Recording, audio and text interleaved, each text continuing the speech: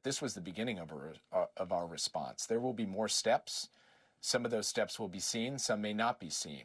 The U.S. intends to launch further strikes at Iran-backed groups in the Middle East after hitting Tehran-aligned factions in Iraq, Syria, and Yemen over the last 2 days. We cannot rule out that there will be further attacks from Iranian-backed militias. We have to be clear-eyed about that. The president, in being clear-eyed about that, has told his military commanders that they need to be positioned to respond to further attacks as well. And further attacks have been promised. The Houthi rebels have vowed a response after U.S. and British forces unleashed attacks on 36 targets in Yemen.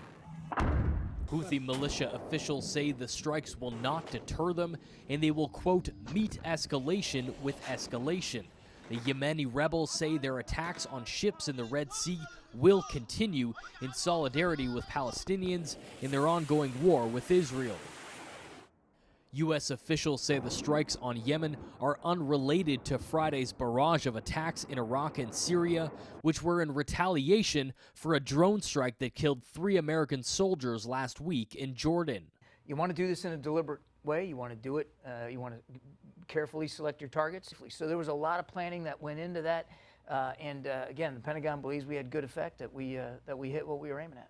As tensions rise across the Middle East, the brutal war continues in the Palestinian enclave. Smoke rising over Gaza, where fighting continues in the south.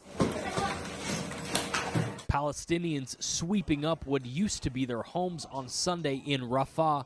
Locals reported Israeli tank shelling and airstrikes there, including one that killed 2 girls in a house. The room collapsed completely over their heads, he says. The scenes were horrible. At Israel's weekly cabinet meeting, Prime Minister Benjamin Netanyahu says that 17 of Hamas's 24 battalions have been dismantled. The rest are believed to be in southern Gaza. U.S. Secretary of State Antony Blinken traveling to the region on Sunday to join in on diplomatic efforts for the release of hostages, an extended humanitarian pause, and increased aid to the enclave. This is Blinken's 5th trip to the region since Hamas's rampage into Israel on October 7th. Brandon Choghri, City News.